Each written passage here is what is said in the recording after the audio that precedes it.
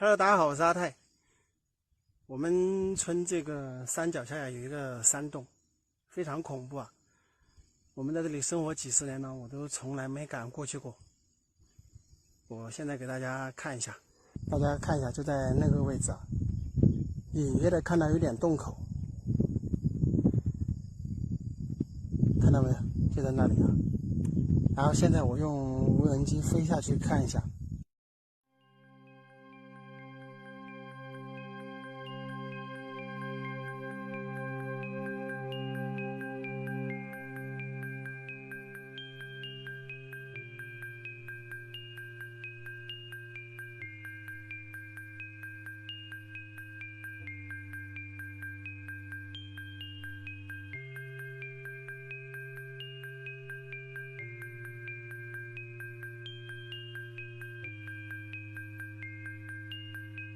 门口有一棵树挡着，里面就看不太清啊，走路真不敢去啊。我跟大家说一下为什么吧，因为那个洞好多年前吧，死了有70-80口人。原因是啥呢？那时候就是我们不是一个村主嘛，两姓人家，一姓呢姓袁，一姓呢姓胡。就是土匪来了之后呢，整个村的人呢就往山洞里面躲。然后姓袁的一姓人呢，就躲在上面一点哈，就是那个刚才那个洞的上面，再有一个悬崖中间有一个洞。那么姓袁的呢，就全部躲在那个中间的悬崖中间那个洞里面去了。然后姓胡的呢，就躲到这个大洞里面哈，不出来嘛，就躲在里面躲土匪嘛。但后来，姓袁的那一姓因为躲在那个悬崖中间呢，所以他们逃过了一劫。一开始都是用那个绳索从那个上面悬崖上吊绳子下去躲在洞里面的，躲了1个多月啊，大家要知道，所以你吃的什么东西要准备好。土匪呢在他们原先的那个地方也守了个把月，没守出来他们人，所以走了，因为也不敢下去，下去的话就一个小的洞口，你下去的话里面随便拿着这个刀啊枪的，是不是啊，就把你干下悬崖了，所以土匪也没办法，不敢去。那么姓胡的这一姓呢，就比较悲惨了，因为比较容易去到洞口，也同样是一直不出来啊。然后这个土匪呢，就在外面用辣椒来熏，知道吧？把那些农户家里面抢的辣椒就放在洞口，用草把它凿起来。大家知道那个辣椒的味道谁受得了啊，是吧？所以就把辣椒往洞里面熏，相当于80多口人吧，全部是用辣椒熏死在那个洞里面的。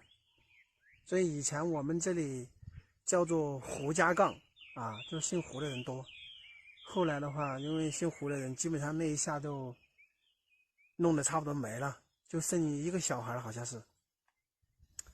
然后后来我们这个组都改成了这个袁家杠，所以说很恐怖那个洞，像我们也不敢去，因为现在在那个洞里面的话也会看到人骨头啊之类的。里面还是挺深的，70-80个人可以准备在里面度过1-2个月的时间。你可以想一下，里面的地方是不小的。所以说有考古的人呢，可以进去看一下。你像我们还是不太敢进去啊，毕竟死了那么多人，里面随处都可见人骨头啊，所以一直不敢进去。你让我现在进去也不敢进去啊。你如果说是你们有没有那个胆子敢进去呢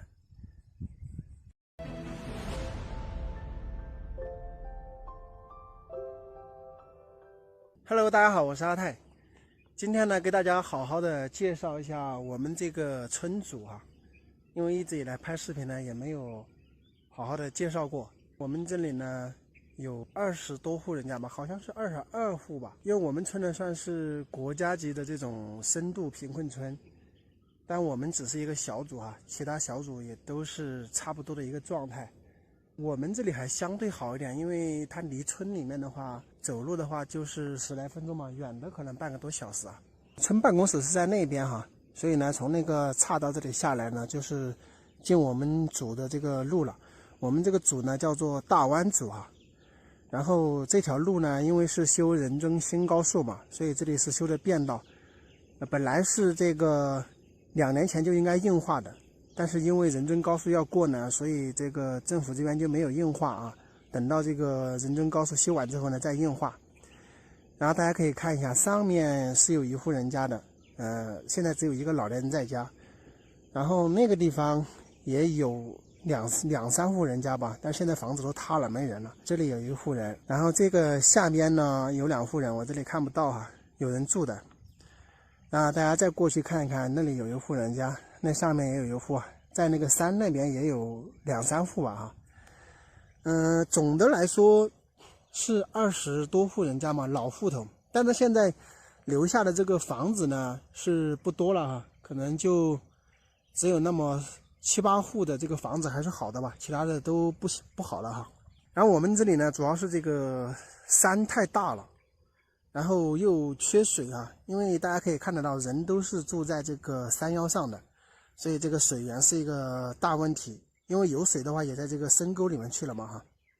村里面这个房子什么的也全都是木房子啊，山也比较大。就是目前的居住情况呢，大概只有6、7户是住在这里的，其他人都搬走了哈，有的是搬迁了，有的是直接在外面居住了，不会回来了哈。那么村里面整体的面积呢，我跟大家说一下，那个山过去呢还有一大片哈，还有一大片比这边还要平一点哈。然后我们再过来哈，这里是一个山堡，这个山堡下面也是一大片啊，因为下面是一条比较大的一条河流。然后再往这边过呢，我们是一个就是我自己家了哈。那么我们这边下去呢是有一块平的哈，一大块平地，然后下去一直也是一直到河。大家可以看一下，大概的面积是非常大的哈。这里是一直到山顶是吧？然后从这边一整片过来，到那边还有一片过去啊，那个山楞那里还有一片过去。然后大家可以看一下，大家在我镜头中看到的呢，大部分都是我们的土地哈，只有那里有一点点山。整个主20多户人家的荒山面积是有2000多亩，然后这个耕种啊，包括自留地啊，这个一些自己留的这个林地啊，那么加起来有1000多亩，也就是20多户人家总的有4000来亩山林土地。所以按大家的说法的话，是挺富有的，是吧？这么多的山，这么多的土地啊，但是大家也看得到哈，都是一些坡地嘛，很纳闷哈，为什么你们这么多的地，这么大的山，怎么会现在还是这么穷呢？啊，第一是因为公路的不通，第二是信息闭塞，是吧？第三呢是水源的问题哈，所以这些问题都解决不了呢，然后就导致我们这个地方就很难发展了，就没有办法发展起来。